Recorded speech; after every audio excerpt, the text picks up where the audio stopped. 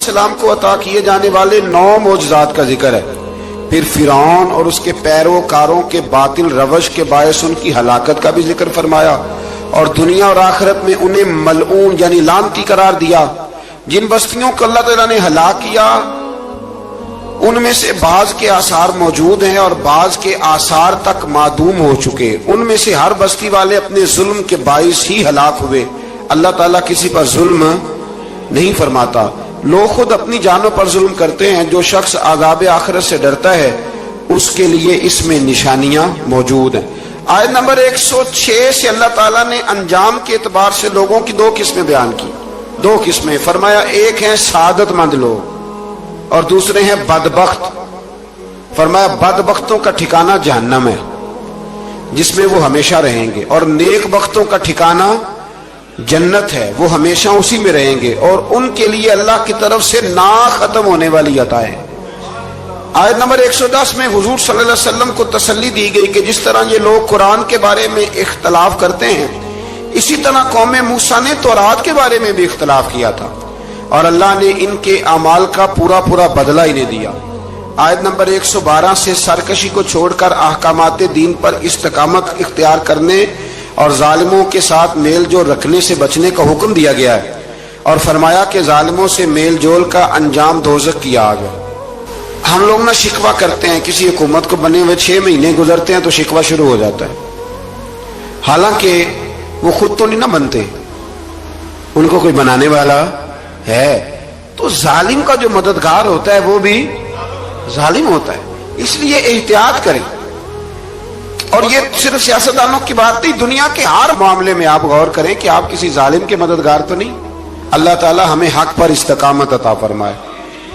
آیت نمبر 114 میں دن کے دونوں طرفوں میں اور ابتدائی رات کے کچھ حصے میں اللہ تعالیٰ نے نماز قائم کرنے کا حکم دیا ہے. رات کے کچھ حصے میں بھی نماز پڑھنی چاہیے اور یہ بھی بتایا کہ بے شک نیکیاں گناہوں کو مٹا دیتی ہیں اور یہ نصیحت قبول کرنے والوں کے لیے نصیحت ہے. آیت نمبر 120 میں اللہ تعالیٰ نے فرمایا کہ ہم آپ صلی اللہ علیہ وسلم کو رسولوں کی تمام خبریں آپ کے دل کی تسکین اور تقویت کے لیے بیان کرتے ہیں اور ان میں مومنوں کے لیے نصیحت اور عبرت ہے کہ ان ساری باتوں سے عبرت پکڑ لو. بچہ صرف وہی جو اللہ کے نبیوں کے طریقے پہ چلا اور نبیوں کے ساتھ رہا باقی بچ سکے نہیں. اللہ تعالیٰ کی طرف سے توحید و رسالت اور وقوع قیامت کے دلائل بھی ہیں. آیت نمبر 123 میں فرمایا کہ آسمانوں اور زمینوں میں سب غیب اللہ ہی کے ساتھ مختص ہیں اور ہر کام اسی کی طرف لوٹایا جاتا ہے.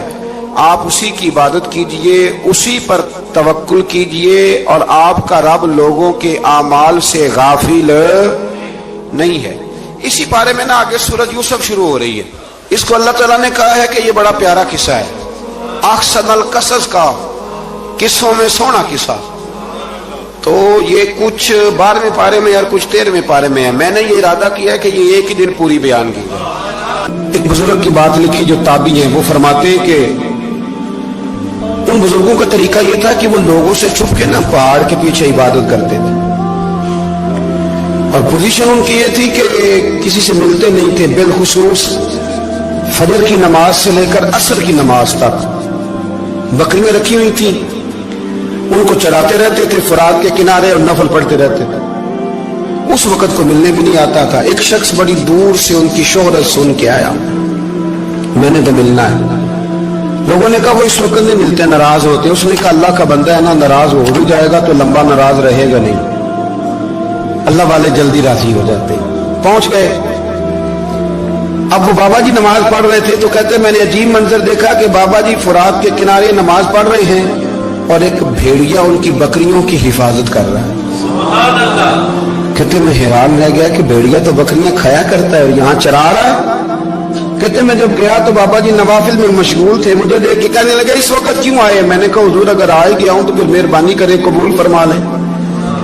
میں بیٹھ گیا تو میں نے کہا حضور یہ بھیڑیا بکریاں چرا رہا ہے. بھیڑیا اور بکریے کی صلح کب سے ہو گئی. تو فرماتے ہیں لمبی تقریر نہیں ہلکا سا جملہ. فرمانے لگے جب سے بکریوں کے مالک نے رب سے صلح کر لی ہے نا तब से भेड़ियों ने भी बकरियों से सुलह कर ली है। बकरियों के मालिक ने रब से सुलह कर ली, गुनाह छोड़ दिए, उसकी फर्माबरदारी में आ गए। अब फिर उसे बकरियां चलाने की जरूरत नहीं रही। बकरियां ना अब भेड़िया चराता है। कहते हैं मेरे ऊपर कपकपी तारी हो गई बुजुर्गों की बात सुन के, और मुझे प्यास लगी और ख्वाहिश आई कि पता नहीं अब बाबा जी कुछ खिलाएं पिलाएंगे भी कि नहीं, बाबा जी कुछ खिलाएंगे भी कि नहीं। कहते मेरे दिल में ख्याल था तो बुजुर्गों ने ना एक लकड़ी का प्याला, उनके पास वो गार में बैठे थे तो एक छोटा सा पत्थर था, उसकी ढलान बनी हुई, बाबा जी ने उसके नीचे लकड़ी का प्याला रखा, वो रखा ही था तो वो दूध से भर गया। कहते उन्होंने मुझे दिया तो ठंडा और मीठा दूध, मेरी तबीयत खुश हो गई। बाबा जी ने दोबारा वही प्याला उसी जगह रखा तो शहद से भर गया। 1000 साल पहले दादा साहब लिख रहे हैं। कहते मुझे दिया, मैंने फौरन कहा, मैंने कहा हुजूर ये दूध तो गाय भैंस देती है, पहाड़ों से तो नहीं निकला करता, और शहद तो शहद की मक्खियां देती हैं, पत्थरों से तो नहीं निकलता, ये आप कहां से निकाल रहे हैं? तो कहते वो कुरान मजीद पढ़ने लगे। वज़िस्तस्क़ा मूसा लिक़ौमिही, जब मूसा की कौम ने उनसे पानी मांगा, फरमाने लगे मूसा की नाफरमान कौम पानी मांगे, हजरत मूसा पत्थर पे डंडा मारे तो अल्लाह वहां से 12 चश्मे जारी कर दे। जो रब हजरत मूसा की नाफरमान कौम के लिए पत्थर और पहाड़ों से चश्मे निकाल देता है ना, वो मोहम्मद अरबी के गुलामों के लिए पत्थर और पहाड़ों से दूध और शहद भी निकाल दिया करता है। तो बुजुर्ग कहने लगे बस बात यह है कि आज भी हो अगर इब्राहिम का ईमान पैदा तो आग कर सकती है अंदाजे गुलिस्तां पैदा। कहने लगा हुजूर फिर मेरे लिए भी दुआ करें। आप फरमाने लगे फिर दुआ ना करा तो मदीने वाले की गुलामी शुरू कर, तो नबी करीम की शुरू कर, तो रसूल पाक की गुलामी शुरू कर। एक बात इल्म, फिर फरमाया अल्लाह रसूल से मोहब्बत, फिर फरमाया हुजूर की गुलामी। इससे सारे मुकाशिफात खुलेंगे, इससे सारे मुशाहदात खुलेंगे, इसी से करामतें मिलेंगी, इसी से मकबूलियत होगी, इसी से अल्लाह नबी की बारगाह में दर्जा मिलेगा। फिर दाता साहब आगे बढ़ते और दाता साहब फरमाते सूफिया की एक जमात है जो कहती है हमने तो कभी अपनी जुबान पर दुख बयान ही नहीं किए, हर शय अपने रब रसूल के हवाले कर दी, हर शय अल्लाह रसूल के। और दाता साहब कहते हैं कुछ ऐसे भी हैं जो दुआ भी नहीं मांगते, लोगों के लिए मांगते, अपने लिए नहीं मांगते। आप दुआ क्यों नहीं मांगते? तो कहते हैं अल्लाह को तो पता ही है हमें क्या चाहिए, उसे तो पता ही है। एक बुजुर्ग की बात लिखी है दाता साहब ने, मेरी जमात में ना मिजाज है करामतों का, मुझे वो सारी बातें भी आती हैं कि एक बंदा कराची से आया, दाता साहब हाजिरी दी तो उसकी लॉटरी निकल आई, ये भी मुझे आती है, लिखी पढ़ी है मैंने, किताबों में है ये भी। एक बंदा, ये सारी बातें ना आती हैं करामतों में, बड़ी सारी चीजें लोग बयान करते हैं कि मैं वहां आया और मैंने हाजिरी दी तो मौज लग गई, ये सारी बातें आती हैं। हमारे पुराने बुजुर्ग और भी किस्से सुनाया करते थे, सारी हमें चीजों का पता, पर जो उन्वान है ना वो हजरत शेख अबू नूर कहते हैं कि एक बंदा दाता साहब के मजार पे घूम रहा था, दाता 10 रुपए दे, 10 रुपए दे, 10 रुपए दे। तो एक बंदा बड़ी देर से उसे देख रहा था, वो कहने लगा दाता ने तुझे क्या देना है? इधर आ मैं, उसने 10 दिए। बंदा बड़ा हसीन था, हंस पड़ा, कहने लगा दाता तेरे भी सदके जाऊं। दिन आने लगा तो मुनकर से ही दिलवा दिए, जो नहीं मानता उसी से दिलवा दिए। वो बड़ा परेशान हुआ, मैं और चक्कर में था, इसने मेरे ऊपर ही चढ़ दी है बात। कहने लगा दाता तेरे सदके जाऊं। तो ये सारी बातें किताबों में मौजूद हैं, लोगों ने अपने अपने मुशाहिदात जो जिसके साथ पेश आए उसने बयान किए हैं। बहुत सारी बातें काबिले बयान हैं, पर जो उन्वान है मैं उस पर रहना चाहता हूँ। दाता साहब रहमतुल्लाह अलैह फरमाते हैं हमारी तालीमात है कि अपने दुख दर्द दुनियादारों से बयान नहीं करने, सवाल का दरवाजा लोगों के सामने खोलना। अल्लाह वालों से कहेंगे कभी कहना होगा तो दुनियादारों से कहना। कहते हैं शेख अहमद नाम के बुजुर्ग थे, सारी जिंदगी किसी को काम नहीं बताया, सारी जिंदगी बड़ी मुश्किलात आई, पर कभी अपनी जात पर सवाल का दरवाजा नहीं खोला। एक ऐसी मुश्किल आई कि जो हाल ही नहीं होती थी, किसी ने उन पर कोई इल्जाम लगा दिया। अबू मुस्लिम नाम का एक बादशाह था, उसकी हुकूमत थी, उसने पकड़ के कैद में डाल दिया। अब कैद में ये जुर्म लग गया है, फर्द जुर्म आयद हो गई है, जेल में है।